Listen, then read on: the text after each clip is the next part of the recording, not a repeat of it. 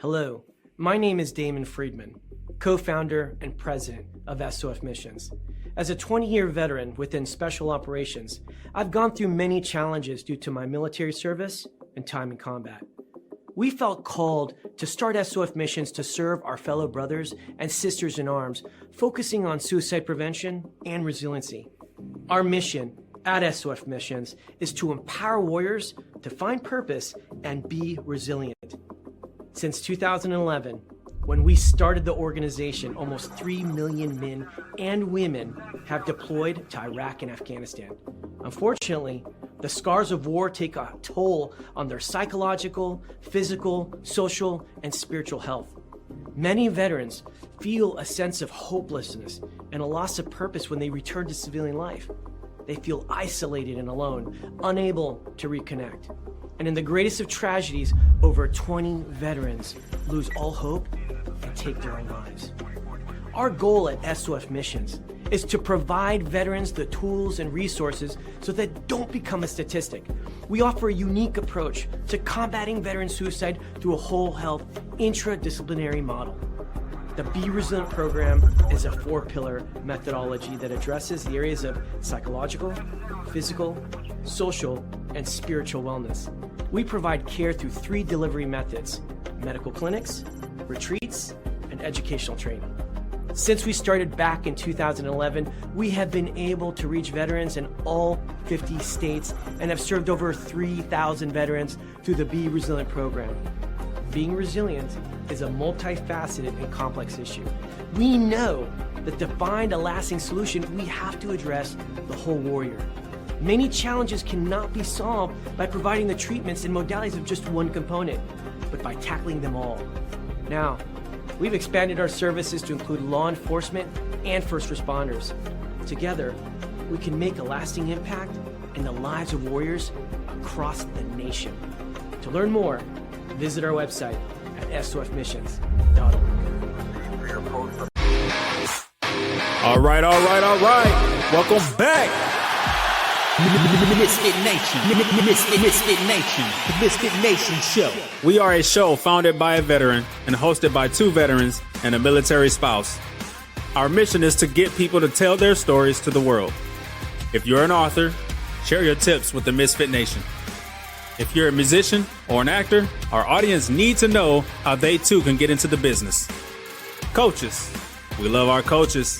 Come on and share your tips with the MisFitNation to help them become better versions of themselves.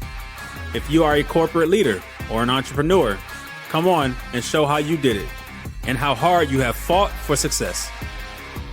If you are a veteran, first responder, or Gold Star family, we would love to have you come on and share your story with the MisFitNation. We always have time for you. If you're feeling down, alone, or starting to see the darkness, Stop. Think about those who are around you. You are not alone. You will be missed. If you feel like your problems will be a burden to those in your inner circle or feel embarrassed, dial 988. If you are a veteran, take option 1. We need you to keep pushing forward. Don't make a permanent solution to a temporary problem. If you are a new listener, welcome to the MisFitNation show. Be sure to subscribe to our show on your favorite podcast app. Also on our YouTube channel at @the_MisFitNation. Subscribe and click the bell to keep you up to date on our latest episodes and all of our news. You can also find us on Heroes Media Group and About Face Radio. Now, let's get to the show!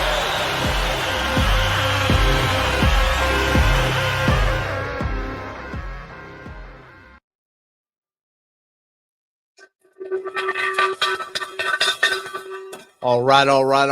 Welcome back to the MisFitNation show. It's your Thursday after dinner edition. Thanks for taking some of your time tonight to hang out with us here. We know you have other things you could be doing. NFL starts tonight, and there'll be football until February. So everyone that loves football should be happy now, but you could take 1 hour out of your time to hang out with us. And those who did, you get your frequent flyer miles tonight. On a good news tip, we've gone a whole week without losing an officer. So thanks be to God for that one, and thanks to God for keeping our community safe for us. Today, our guest is a British-born, Marbella, Spain-raised American artist, author, and First Amendment litigant, whose name has become linked with one of the most enduring free speech battles of the last decade. His journey began in 2015 with the portrait of then candidate Donald Trump, a bold, larger-than-life painting he created not just as a political statement, but as a prophetic image of what he believed was about to unfold in American history. When he submitted the portrait for exhibition at the Smithsonian Institution's National Portrait Gallery, he encountered what would become a long and ongoing legal and constitutional confrontation. So without further ado, let's bring Julian Raven to the show. Welcome, Julian. Welcome. Well, thanks for that warm welcome, Rich. It's a pleasure to be here, and it really is an honor just to have that intro that I saw you guys rolling, in the compassion and heart that you have for those men and women who really, paying the ultimate price for their service to this country. So it's an honor to be with you guys tonight, and hopefully my story can add to the passion to pursue righteousness and justice in our country, and to see this country become, that which was the vision of our founders. So let's see what happens. Great intro. Glad to be here. Thank you, sir. Also, Julian and I were talking in a green room. He is the father of many Liberty University students. I am a Liberty University student, so let's go Flames. Big game. Right. Let's go. It's great to have that connection across other platforms, not just on here. So that's awesome. Julian, I gave just the elevator pitch for you right there. If you don't mind, tell us a little more about you, from as far back as you want to go to how we got to this point. Well, summary, British born in London, and at an early age, my family moved to southern Spain, to a beautiful town called Marbella, and that's where I had the blessing and the privilege of growing up. Really is a beautiful place. Spain is a beautiful country, and culture and sunlight and history. Amazing food, people are fantastic, incredible people, and the wine is wonderful. So you can't go wrong in Spain. And so I had a great time growing up there. But obviously, my destiny was not to unfold in Spain. I was always frustrated. I was always feeling like it wasn't the place. It was a beautiful place, but it didn't have the ability to give me what I was searching for. And a part of my life was the pursuit of truth, the pursuit of God. I was an atheist since a young man. At the early death of my father at the age 9, became a very militant, angry young man, pursuing understanding. And like I said, in that environment, which was very hedonistic, it's all a celebration of going out and drinking and the whole 9 yards. It was hard to get a straight answer from anyone. So my frustrations, they grew and grew and grew through my teens, until I was suicidal myself in my late teens and going into my early 20s. Had a lot of transformational experiences, and one of the most remarkable was a revelation that happened on a mountain right behind where I lived in southern Spain. The mountain is called La Concha. It's absolutely beautiful, overlooking the Mediterranean Sea. And that's where God showed himself to me as I was despairing of life. I was at the end of my rope. And through meditating and contemplating nature, I was always drawn to the beauty of just the natural world, whether it was the stars twinkling at night in the night sky, or the moon reflecting on the sea, the fish under the sea. I used to spear dive a lot, and I used to be fascinated with. There was a season in this when all these jellyfish, tiny little transparent jellyfish, like by the thousands, would appear, and you'd be snorkeling through them. And I can just remember them coming right up to my mask like this, really close, and the light would be hitting it, and they would be like they were transparent, but they would also be iridescent blue and green, all flickering. And I was just like, oh my God, look at this! That was my love of nature and creation, and yet I didn't know the creator. And so that happened on the mountaintop, and changed my life forever. Long story there. Some of it is in my book that I have written over the last few years, and part of it is in the prequel, which I'm currently working on now.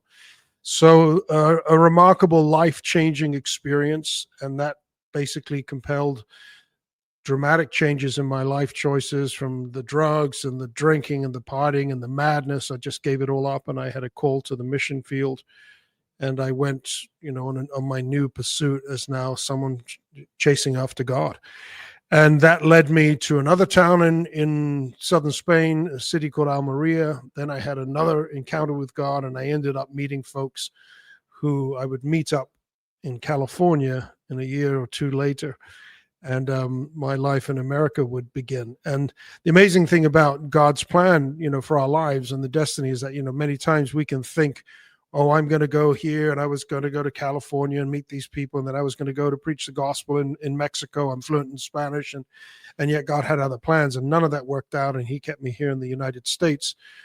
And I had a lot of prejudice about the United States. Europe, unfortunately, is very poisoned against the United States, and the climate, the media, everything is sort of this is anti-Americanism.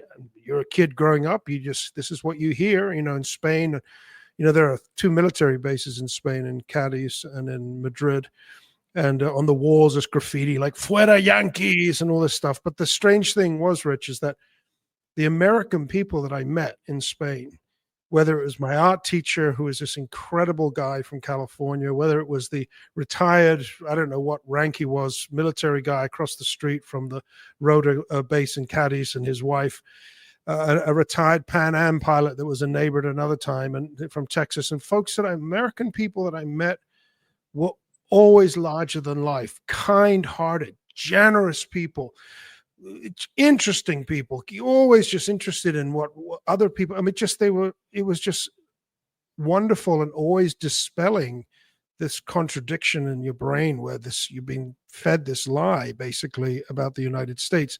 And American people that I met constantly, and I can go through my entire life, kids at school to adults, to the witness of just this very unique people, was something that helped me. Obviously, when I came to the United States, I was like, this is exactly what I knew about these people when I met them in Spain, and I fell in love with America.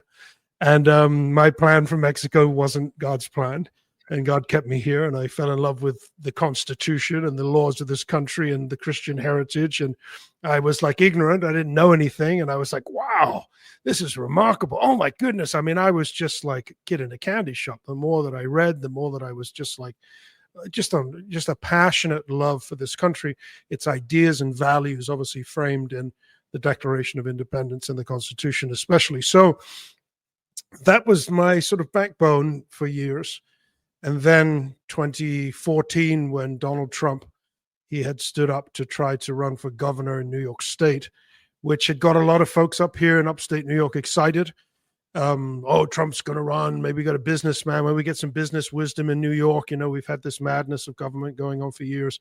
And that fell apart. He couldn't get the support of the Republican Party. And the following year was 2015, and June of 2015, there was that moment with the elevator and this guy coming down the stairs, and he makes these proclamations. And I was like, well, he didn't run for governor, but he's running for president. I think this could be pretty cool. So led me to, think about maybe painting a painting. Could be good. I knew the story of the Obama Hope poster by Shepard Fairey very well. And I knew instantly from Trump's very polarizing comments that if I was to do anything, it would cost me artistically. And I was an emerging artist. It was just the beginning of my return to painting after many years as a cabinet maker and a woodworker. And so I sort of waited, and I one day was listening to him speaking, and in my mind, I had this picture of a bald eagle swooping down to catch a falling American flag, that right before it hits the floor, it sort of reaches down and snatches this image, this picture, this flag, and his face is there, blah blah blah, as he does. And so I was like, oh, well, that's interesting. And again, I dithered some more, and I was like hesitant, because I was always like, what, if I do this, it's gonna, I'm gonna wade into conflict. So I waited probably 4 or 5 weeks until I had, got to a point of like every day, get on with this painting, man, get on with this picture. And I was like, this like conversation in my head, until one night I'm sitting down middle of July. It's like 6 weeks later, maybe 4 weeks. And my daughter, who graduated last year from Liberty University, she's on the mission field, has been in Spain, now she's studying in London. She was 13 at the time, and she walks into the room, and I was actually working on my computer researching eagles that were flying, like snatching fish out of the water to use as the backbone for this image of snatching the falling flag. And she looks over my shoulder and she says, "Dad, what are you doing? You're going to make a sculpture of the eagle?" Because at that time I was working in steel. And I said, "No, sweetheart." She didn't know anything about what I'd been thinking for 6 weeks. And she says, I sort of said to her, "No, it's more of a painting I'm working on," without saying anything more. And her out of nowhere says, "Well, Dad, maybe you should paint the painting of the eagle and give it to Donald Trump. And when he becomes president, he can hang it in the White House."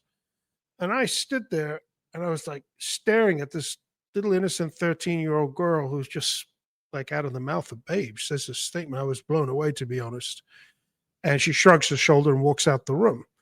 And the very next morning, this was just, for me, it was life-changing. I turn on the news very early, maybe 7 a.m., and I go to CNN. And there was a video clip made by CNN, but of the Time magazine, doing a photo shoot that morning, very early in Trump Tower. And it was posted very early, and it said, "I had a visitor today," was the title. And I clicked play, and there it starts rolling, and there's Trump standing in his office in New York City, and perched on his arm is the bald eagle. I don't know if you remember that image.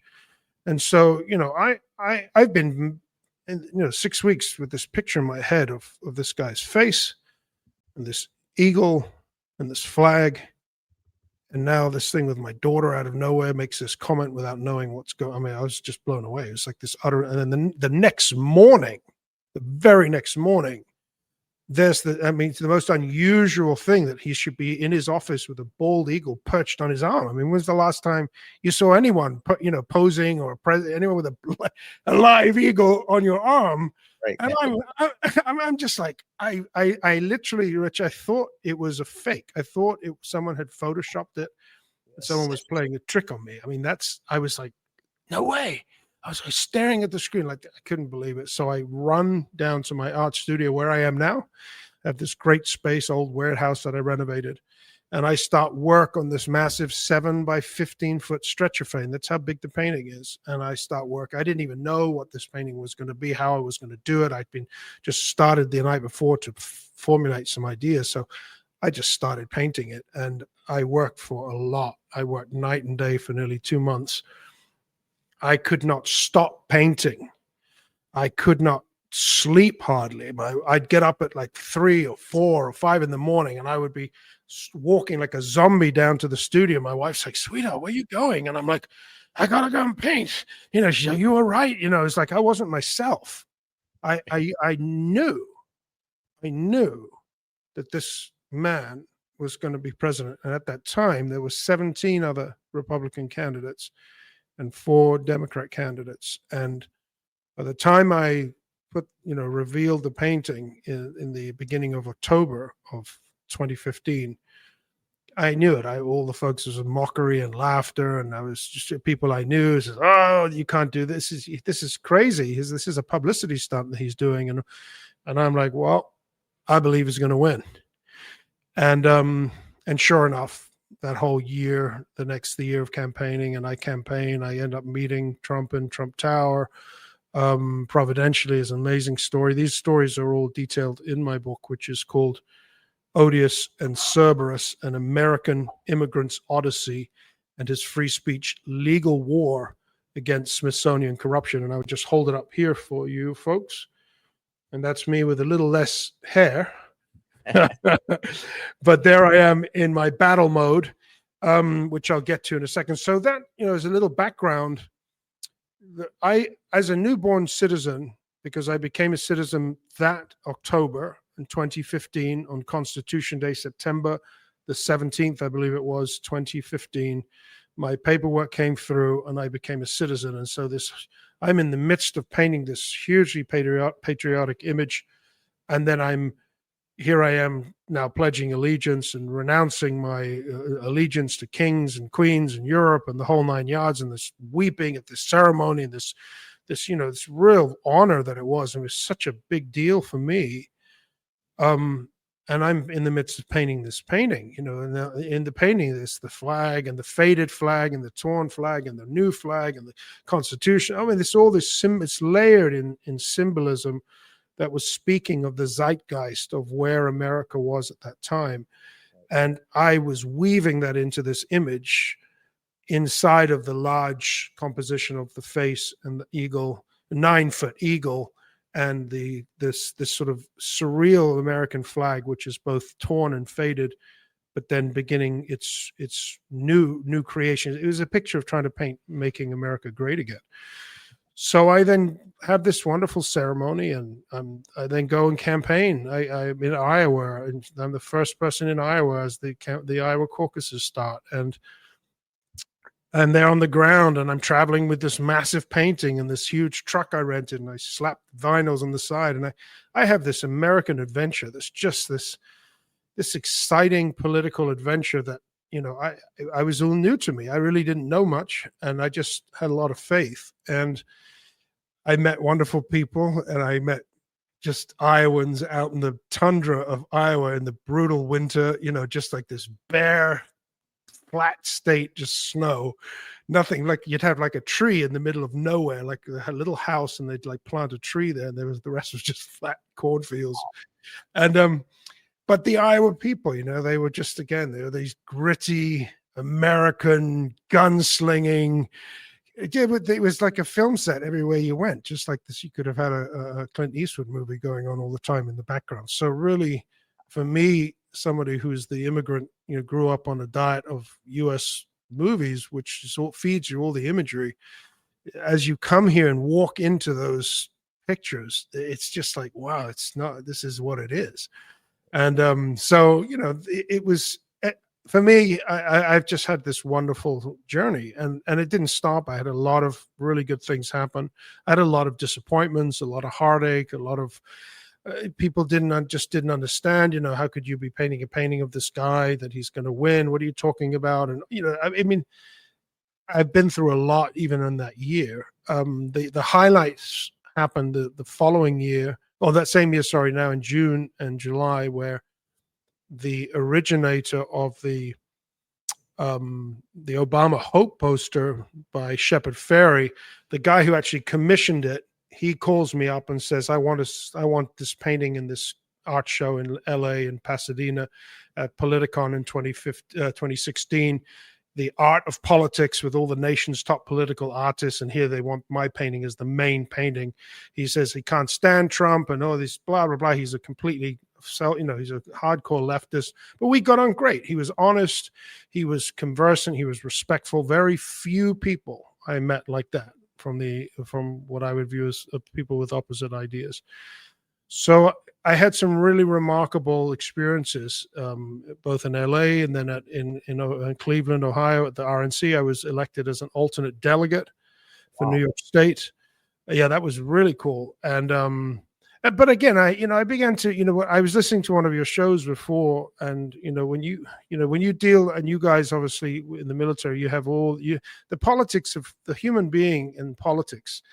And the wherever you go, no matter even if it's in the Republican Party, which I was at that time, I'm no longer. I'm someone who's politically, homeless right now. I just couldn't bear it, to be honest with you. But unfortunately, meeting this sort of the sinister side of politics is really discouraging, and I think I may be a little naive. You go into things like, skipping and sort of, with a very positive attitude. And it's like, it's brutal, and people are brutal, and the lust for power is brutal. And it causes people to forget themselves and forget the laws and the principles that we should be standing on. The vision of America that I have is from reading about our founders and the great men that forged this nation, with their bare hands, basically. And that comes into conflict a lot of times with what I see happening today, and that's pretty discouraging. And then obviously my story is that how it comes into massive conflict when I then, after this journey and this political pilgrimage, and Trump wins and everyone's like, you were right. They're no longer laughing at me now. Now they're just silent. It's like the mockery ended and they're like silent. But then I was like, what am I going to do with this painting? It's massive. In the frame, Rich, it's 8 by 16 feet. I mean, it's enormous. And, that's to me was an expression of not just America, but what Trump represents and who he is as a person, and that whole, so it's very symbolic of this whole zeitgeist of America that we were experiencing. And I had, along my journey across the country, I had met people from Iowa to California. They would say to me, "Oh, this should be in the Smithsonian."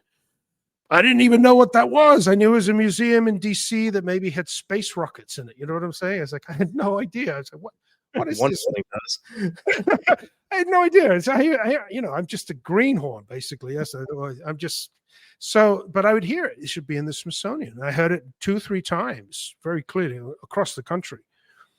So after he won, and I was like sort of bummed out for a few weeks after November of 2016. I'm like, what am I going to do with this massive painting now? Sort of, it's in my studio staring at me all day. It's like I want it like gone. So I think of the Smithsonian, I research it, and I'm like, oh my goodness, they have a national portrait gallery in DC. I was like, wow, I had no idea. Then I researched the National Portrait Gallery, and like, oh my goodness, the same portrait, my portrait was shown with in LA, the Obama Hope poster was shown for the inauguration, the historic election. Wonderful. 2008 election of Barack Obama. It was 2009, the inauguration, and 2013 inauguration. They showed this political campaign portrait as a tribute to this historic election of this man. I was like, wow. Here I am, it's just another portrait of a journey and a political campaign, and the historic nature of this is unprecedented, a non-elected person winning. And so I go to all the political people I met on my journey in New York State, the representatives and senators and congressmen and RNC people and radio hosts and some art collectors. I have them all write these glowing letters of recommendation, all publicly supporting me. Yeah, this is a great idea as a tribute. And I put this big fat application together to get it to the Smithsonian. I didn't know how to do that. So I go to the local museum in Corning, New York, which is called the Rockwell, which is a Smithsonian affiliate. And right then I had a sense, Rich, I said, I'm going to start to have a little taste of what I know the art world is like already by experience. And sure enough, when I knock on the door there, that's where it all starts to go off the rails. That's a whole other story. I'm not going to get into those details. Again, that's in my book. I'm going to share the screen with your picture right here, your painting. Hopefully it comes up. There it is. Yeah. There it is. You can see it there, everyone. It's a great painting.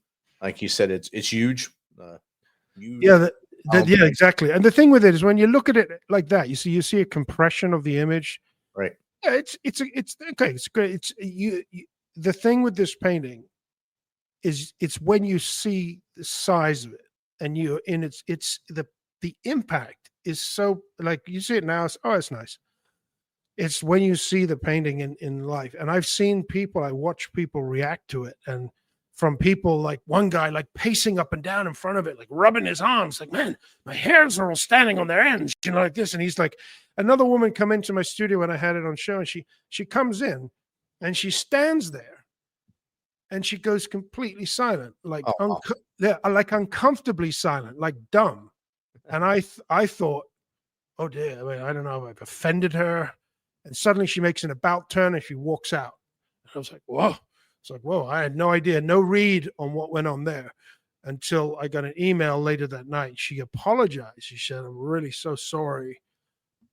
I was left speechless and I couldn't speak and I had to leave. Yeah, so I had stuff like this going on now. I had the complete opposite as well. Hatred and screaming and cursing, and I want to take a marker. And I had this one show in DC, and the guy that was guarding the portrait, he came up to me and said, I had someone offer me $1,000 in cash yesterday to take it, to look away, to let them paint a Hitler's mustache on this guy's face with a Sharpie. I mean, that type of, so the extremes, art has this power to just draw this out of people. So all of that's my background. I get this application. I get it to the Smithsonian. The the journey, and let me just say this: there obviously is a lot of details, and I know that we're on a time crunch here, right? We have about half an hour. What is our? We got about 28 minutes left. 28 minutes. Yeah, I'll just get to the point, the massive conflict, and then fast forward, because this is, I've been in this now for 9 years. When I approached the Smithsonian National Portrait Gallery with this application and with all the details and with all the letters of recommendation and this whole thing, I called the next day, because the person was another director of the Smithsonian who had forwarded the application to the gallery director. And I called up the gallery in good faith the next morning to say, this is who I am. My application was forwarded yesterday to you. Here's my phone number. If there's anything that's missing, if something I can do, just show good faith. You want to. And it was a secretary, and I didn't expect much to hear, maybe an email back or something if there was. And I expected some type of a process to take place of consideration. Well, 15 minutes later, I get the call, and it's an Australian woman. Her name was Kim Sayet. She's the former director now of the National Portrait Gallery. She calls me up, and it's basically an 11-minute argument that takes off. This woman calls me, this is just after the election happened. So there are people that were so furious, and she's like taking it upon herself to call up the artist, some guy I'm not just an artist from upstate New York and in the woods in Elmira. And she calls him up to just, as I felt like she just was coming to give her peace of mind and rip to shreds my work and everything, which she did. And the objections that she gave, one after the other, were all arbitrary, were all made up. They weren't Smithsonian policy. They weren't the curatorial standards of consideration for portraiture exhibition or show. There were nothing, absolutely nothing. It was from just one after the other, made up.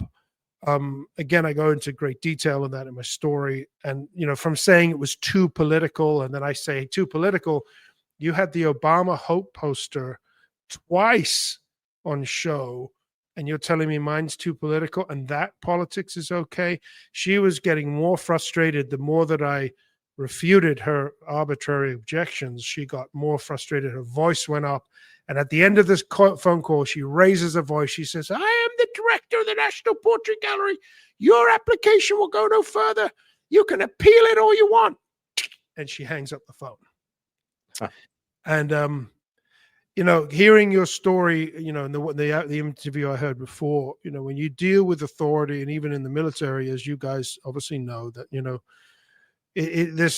unfortunately, in my experience, it's few people who, the higher they get, keep their sanity. Abraham Lincoln said, men can endure, most men can endure adversity, like it's common. We can get through it in some way. But he said, if you really want to know what a man's about, give him power, and that's obviously man or woman. And here we have this example of this just hostile director of the, I'm sorry, I have great respect for authority. When that phone call rang and I said hello, and it was like, I'm the director, then I stood up, I was like, man, this is the director of the National Portrait Gallery. I was like, I'm here, I was like all, complete, honoring the position and who this, I was like, it was surprising that I'd even get the call. And in that position where you're showing deference and great respect to the authority, and then they take that to abuse you and to violate you and trample your rights, which she did. After that phone call, I felt like I was violated. I felt like it was like I couldn't speak. I was stunned. And it took days for me to even tell my wife. And when I told her, she's like, what? She blew a circuit. She couldn't believe it. And then weeks later, when I started to recover, now we're late into December. That was December 1st, 2016. I keep hearing in my head, you can appeal it all you want. Yeah, I'm going to appeal. How do I appeal? And that began my journey of appealing inside the Smithsonian. What is the Smithsonian? Who owns it? Who runs it? Finding out there's a board of regents. Oh my goodness, John Roberts, the Chief Justice of the U.S. Supreme Court, is the Chancellor of the Smithsonian. Great. He's going to hear my case. I'll appeal to him, and I'll appeal to the Vice President, and at the time was Joe Biden, and appeal to the 3 members of Congress and 3 members of the Senate, 9 members of the public, and I got 17 packages together with, all my, the letters of recommendation and what she did and the application and copies of the print. And I mailed all this stuff off to DC, my appeal, hoping that they would say, oh my goodness, this is an outrage. How could someone behave like that? We have standards, we have processes. And she just cut through it all. And she just went there, went for the jugular, because obviously she had her hatred for the content of the painting. And well, that didn't happen. I get this weird letter about 10 days later from some other official, not a regent in the Smithsonian. And he basically says, well, they handed me your letter. He never considered it an appeal. And after a few lines, he said, I agree with everything Kim Sayed did. Goodbye. And that was it. The letter was just a slam door in my face again. And I was stunned. I was like, and then there was no answering to my correspondence. There was no reply. I couldn't reply to it. There was nothing. Just like, we agree with everything she did, basically. And you're like, what? I'm like, you gotta be kidding me. I can't believe this. So then you can appeal it all you want. Okay, well, how am I going to do that? What do I do? And again, I'm just a simple guy. I don't have resources. I can't hire a lawyer and all this type of stuff. So I get on the internet and I start doing the research, and then it's like, aha, I can sue them in federal court. So I start, trying to draft my brief. I mean, this is all by myself. And I filed my first lawsuit in the wrong court. And you just, yeah. So you're learning, and I did a lot of learning. Basically, went to law school for the last 9 years, and that was the beginning of my legal journey. And that battle became a revelation to me, because I don't know if you ever see that film, Aaron Brockovich. You see that movie? Really cool film. And what really spoke to me and ministered is that, here's this story, this very interesting person that she was coincidentally ends up in this legal firm by whatever happenstance. And they pile all these papers on her desk, and she's just having to read through it. And her ability was just, she could actually just read through the stuff and see that there was an something was off. Everyone else missed it. And she could say, there's something off here. So, and this began to happen with me with the Smithsonian. The more that I studied, I'm like, hold on a second. Hold on. And I'm like, something is very, very off here and wrong. And I began to realize, as I learned, that the big issue that I was facing at the Smithsonian more than anything was basically about the legal entity status of the Smithsonian. What is the Smithsonian Institution? What is it? And now, 9 years later, I'm pretty confident that I know. But when I speak to the average American from this, whether it's the streets of DC, right in front of the Smithsonian, I've interviewed people, I've spoken to people, I've spoken to politicians, and I've spoken to lawyers, and I've spoken to, you name it. And most people have it completely wrong. Wow. And it is a fascinating experience to see how time and neglect and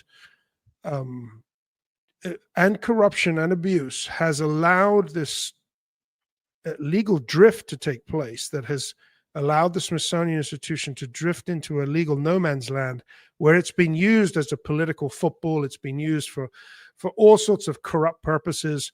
On my website, which is smithsoninstitution.com, and that's not Smithsonian, it's Smithson, after James Smithson, another British guy who was the guy who founded the Smithsonian. He sent his fortune here when he died to found the Smithsonian Institution. I have newspaper articles from the Washington's Daily Star from more the 1800s, 1900s, but there's one article on the front page, 1927, I believe it is, and it is an article that was written expressing exactly what I just said to you, that even back then and right at the founding, because the federal government was the trustee of this private institution, people by mistake would assume that it is a federal agency. And right in this story, even there in the front page of the story, it says people from the Midwest, they come to Washington, they see the White House and the Capitol, and then they're right in the middle of it all, there's the Smithsonian, and they instinctively think it's a government bureau. And the article says, no, you're wrong. It's private. It's a private trust. That's all it is. It's a charity. It's a private charity that the government has nothing to do with, except the government accepted the role of trustee of the private charity. It's like the trustee of a church. It's like the government has no bearing on the Smithsonian, on the content of the Smithsonian. It's a private entity. And yet over the years, and I have statements by President, Chancellor, Supreme Court Justice William Howard Taft in the 1920s at that same time, stating categorically the Smithsonian institution is not and never has been considered a government bureau.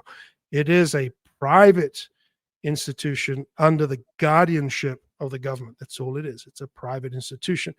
And this identity duality has caused it to become influenced by the federal government. It was never designed to function with government taxpayer dollars. It was designed to function on the bequest of James Smithson. He gave $541,000 in 1836 to the United States.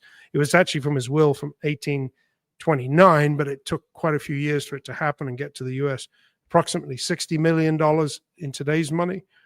That money was sufficient for the institution to run independently as designed by the original testator, who's James Smithson. But what happened? Congress borrowed the money when it arrived.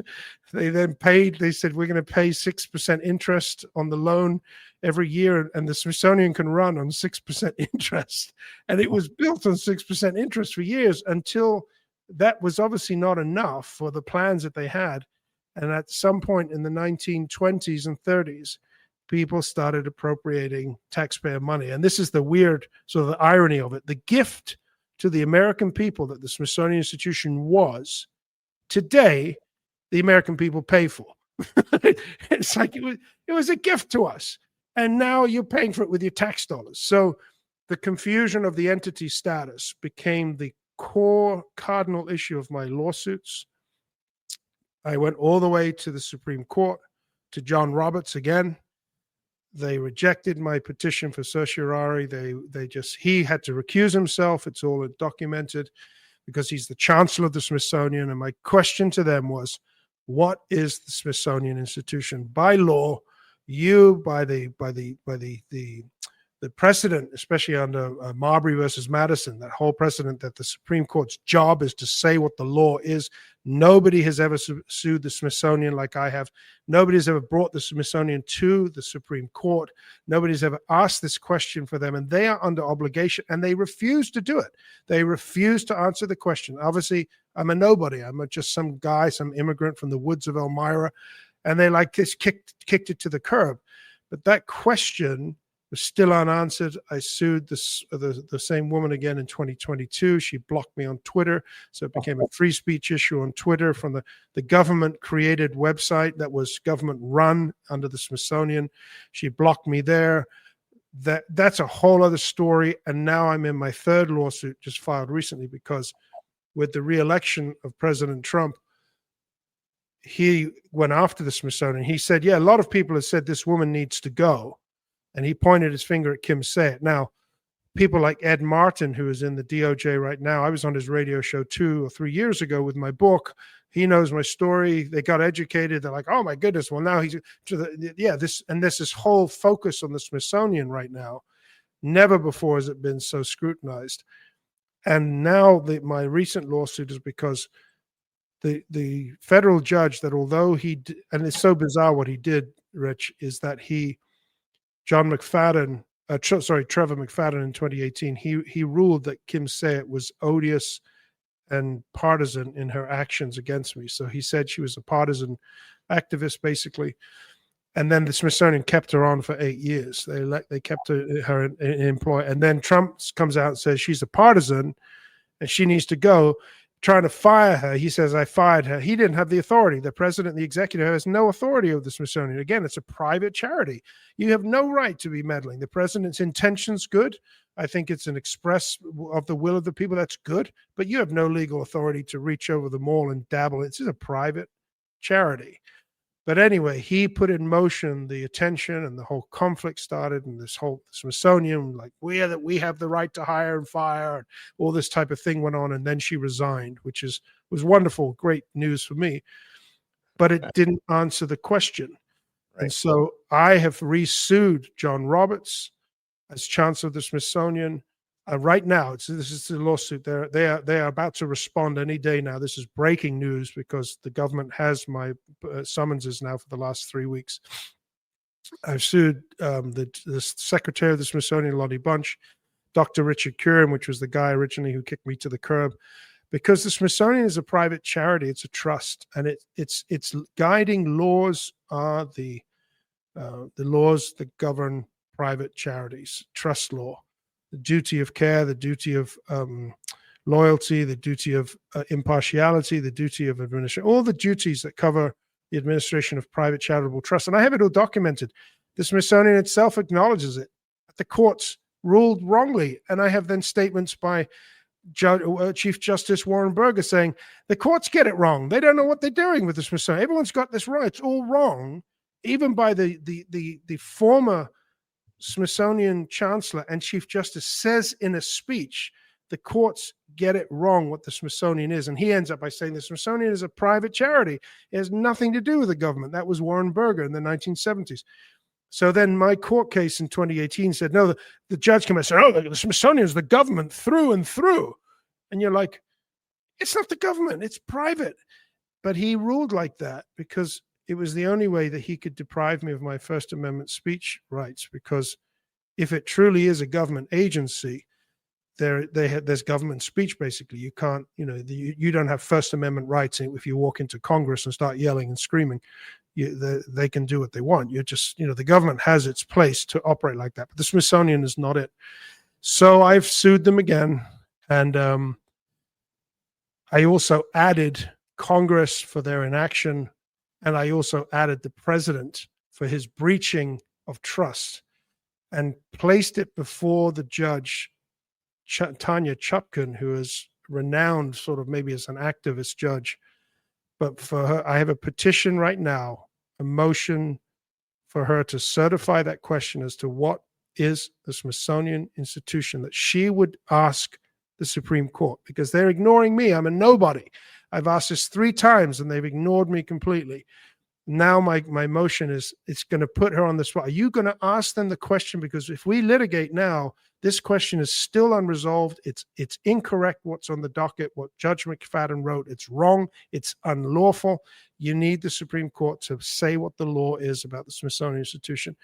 And that now is pending. And then the next motion was an injunction, even against the president, say that what the president is doing is as correct as it may be in spirit, to rectify what he disagrees with in his mind, has nothing to do with the federal government. It's like the government reaching into the pulpit of a church and telling the pastor what to preach. Whether you hate the content in there or not, that's fine. You can have that opinion, but you have no legal right to tell the operation of a private charity what they can do. There are other ways that they could change the content, etc. But this is the problem, Rich. Even the president's got it all wrong, because he thinks it's an arm of the federal government. He thinks it's an agency of the government, and it's not. And that stems from our education system having breaks in it and not actually teaching actual constitutional law or actual U.S. history to show you who owns what in the zoo, who has what in the zoo, and not understanding that. And that stems way back now. We've lost our way with that, and not having pride in what our history is and learning from our mistakes and moving forward. And that I totally understand that President Trump wouldn't understand, because he grew up in New York. So New York has the same education system as New Jersey did, where I grew up. And we were never taught that the Smithsonian was a trust. I had to learn that on my own growing as I grew up. And having a wife as a history teacher, that kind of helped me out a lot too, because she kind of put things in the head, and she has all those Jeopardy answers in her head. But we do have a question from the audience. This is from Jake Holland. He's from Cadiz, Kentucky. In regards to the U.S. First Amendment, what are your thoughts about what is going on with the speech police, specifically the recent arrest of Graham Linehan? Thanks for the question, Jake. Can you repeat? You cut in and out a little bit there, Rich. Can you just read just read it again? It would be easy. In regards to the U.S. First Amendment, what are your thoughts about what is going on in Britain with the speech police, specifically the recent arrest of Graham Linehan? Well, I'm not sure what about Graham Linehan, but I can tell you that England is just, I'm a preacher of the gospel above all things. And our American heritage is by and large greatly founded on the British ideas, whether it was Locke as the philosopher who inspired Jefferson, et cetera, to the British culture and British ideas and the whole.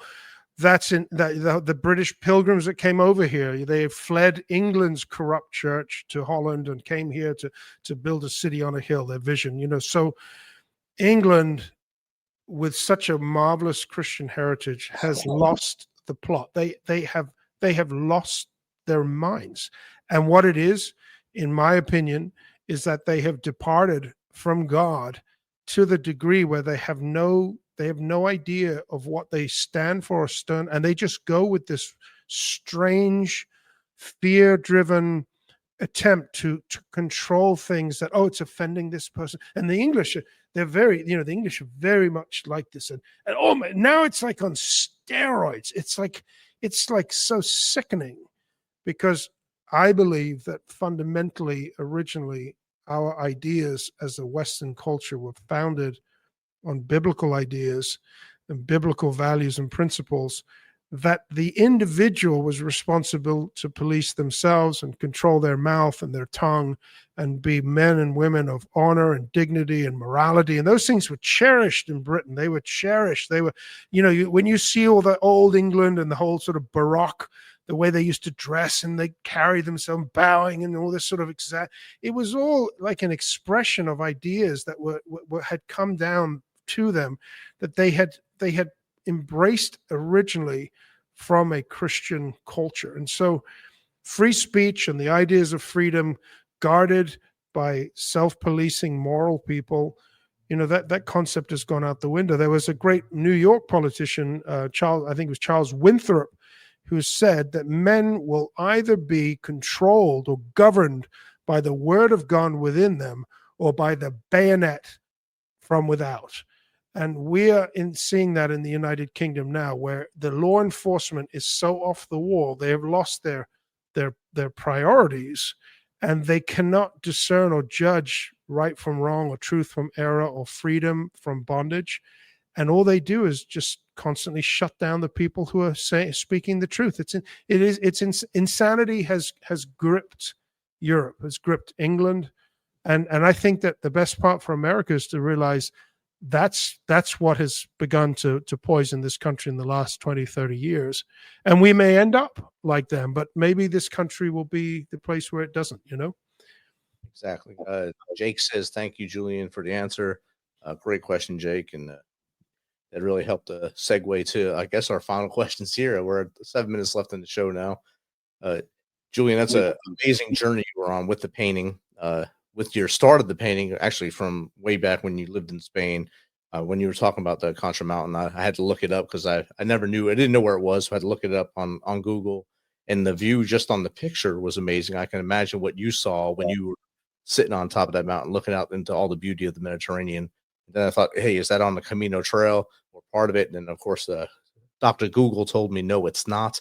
So things that are both hiking related, but that Contra Mountain looks amazing. And if I ever get over there, I'm going to do a little bit of both. So thank you for sharing that journey with us. And then, of course, you flew over to the California. I've only been there for training, never had the opportunity to live there. So from training out there, I really hate California just because what we go through when we're training out there. But I know there's good spots in California. There's beautiful spots. And then, of course, there's the cities. And that's the other thing you see most times is the cities. So, Julian, as we start to wrap up, what's the best way for the audience to maybe contact you if they want to chat with you about this battle you've been in, or if they just want to talk to you about art? Well, my art website is julianraven.com. And I do want to make this point, and I have been in this field long enough that even in the areas that you guys tackle with the PTSD, the art as a process and as medicine is a huge facet to add to that solution. That the creative process is scientifically proven to be a mechanism for healing for the soul and for the mind, for those suffering obviously from trauma and everything. So on the art side is julianraven.com. is there. But on the legal battle side, it's smithsoninstitution.com. I also have a Substack page, Julian Raven. It's called The Voice in the Wilderness. It's like that for me for many years, because until this is resolved, it's like I'm a guy with two heads. People are just like, hey, can't possibly be right. He's this strange guy from the woods. And you're like, yeah, but hold on a second. It's like, it's right there in black and white. You just read it for yourself. I'm just pointing you to what's already written, you know. So I want to share real quick though an anecdote there that's really funny. In my recent step with suing President Trump as basically invading the private trust. It's private property that the federal government, the executive, is trying to meddle with. There is a law that is activated in trust law that if somebody breaches the trust like this, like the president is doing, the court can actually appoint them as what's called a constructive trustee, where they actually become responsible for the trust. And the irony of it all is that at the end of it, the president may end up being responsible to actually enforce at the will of James Smithson, not the will of Donald Trump, not the will of the government. The will of James Smithson is taking place. Can you imagine they give charge to the president, say, well, Mr. Trump, you're now the trustee, but you can't do it. They like ties, but it would be a remarkable, what a story. You paint this portrait of this guy in 2015, and now nearly 10 years later, it's like now he's there fighting for this museum that they booted him. They rejected him. You know, that painting was number 4 on his list of 17 reasons to fire Kim Sayed. My story was right there in the White House. Wow. You know, so it's he knows exactly the whole deal. There was a copy in Trump Tower for years hanging, so he knows the deal. But you know, it's what's important to me as Americans, and this is what we all have to contend for, and why you guys do the great honorable thing that you do, and pay the ultimate price, you know, to those who have made America, is because if we don't have the rule of law, if we don't all respect and bow and submit equally to the rule of law, the president submit to the rule of law. It's a trust. It's private. Get your hands off it. Do it legally. Do this other means or channels. Say, you know, have the opinion and blast it all you want. That's great. The opinion has weight in itself. But if we don't respect the rule of law at the end of the day, then we are lost, and we'll end up like they are in Europe. They've lost the plot. It's staggering to me that human beings and men and women with history like they have in England or Spain can abandon it with such fervor in the way that they have, and completely lost the plot. So my hope and prayer as a preacher here in the United States is that we do have a real turning back to those biblical ideas and values and the morality that the scriptures gave this country. I believe that's what made America great. See, the Make America Great Again for me was, you know, the stuff is all fine, but it's the values and the principles and the ideas that were framed by our founders and by the great men and women, the preachers of those times, that made the ideas that America was built upon the foundation, which I believe is what gives us the ideas that we have today, or should, and the freedoms that we enjoy today. So that's my little story, folks. Outstanding. Julian, thanks for sharing it. And my last question to you is one I ask every guest that's on the Misfit Nation. What's 3 things the Misfit Nation can start doing tomorrow to be better humans? Yeah, I love that part. I saw it in the beginning, and as well that's your emphasis. I think is beautiful. To be better, obviously, as a man of faith, you know, our efforts on earth, if it's not God breathed, if we're not connected with God through the Savior of the world, Jesus Christ, it's all in vain. It's just man's efforts. And so the first thing is get connected with the source, get plug in. And that's the most important part of recovery and healing and restoration in our minds. And I've been through that. I was a lost, atheist, as I shared. So God can do remarkable works in the human heart, and without it, it can just be human effort, which can, you can accomplish certain things, but it can be void at the end. That would be the first thing. The second thing is I know, and I heard it so many times about the journey for veterans to coming back from such extreme experiences in war to then the mundane experience of civilian life is such a difficult transition. And yet, once again, finding the purpose in God is where the answer is. getting involved in, for example, because our nation is so big and so sick, there are so many civic projects that are crying out for people to get involved in and to bury their lives in. I've got this is my battle. I've been 9 years at it. I'm not letting go by the grace of God until I see the victory that I hope he's going to give me in my life. Maybe it doesn't happen in my lifetime. I don't know. But it's a worthy cause because it's the values that I hold and cherish. So for those folks that are struggling, it's embrace a project that's bigger than you. Go out. If it's every pothole in your city, start there. There's always work to do in our communities, and you can be as sick as a dog, and just like, oh, I can't, and just get out then start doing something. And healing comes when you engage yourself in those type of proactive external battles. It draws you out of yourself because you might not be hurling grenades and letting off rounds, but there are real battles in our culture and society that can be engaged in a different way, but still with the degree of purpose that draws the man out of himself so that he can become everything that God has designed him to do. And the third point, as the Misfit Nation, is obviously getting, I feel at home as somewhat, I feel as a misfit most of the time. When I saw the name of your broadcast, I was like, oh, that's great. I bet I fit right in there. It's like, keep bringing voices on who want to challenge the status quo, who want to stand up and give a platform to people, because many times if you are an outlier, people don't want to hear from you. They wait on the sidelines, and once you win, they'll be like, "Oh, this is great. We were supporting you all along." Yeah. And until that happens, you're on the outside. So the Misfits can always be of great encouragement, as I am today, encouraged to be here, and it's an honor for me, and just to keep giving a platform to other voices to burn bright in the darkness, because we need it. It's the only way that we can see our way forward. So those 3 points there, Rich. Outstanding. Thank you, Julian. And again, Julian, thank you for taking some of your time from beautiful Elmira, New York, to hang out with us tonight and keep up your good fight you're doing there with the Institute and the laws and the legal battles until you win. Misfit Nation, thanks for tuning in tonight. Remember, a day tomorrow with you is better than a day without you. If you're in that darkness, just like Julian just said, and you need to find that purpose, or you need to make that phone call, dial 988.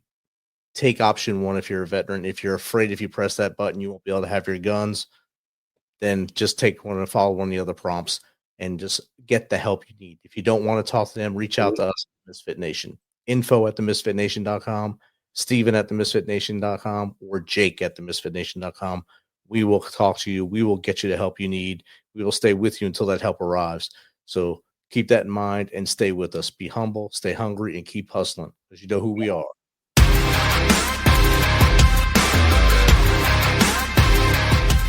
Thanks for checking us out and being a part of the Misfit Nation show. Don't forget to visit our website at themisfitnation.com. That's themisfitnation.com. Check out all our past episodes and get some of the great Misfit Nation gear for you and your family. As always, be humble, stay hungry, and keep hustling, because we are Misfit Nation. Misfit Nation.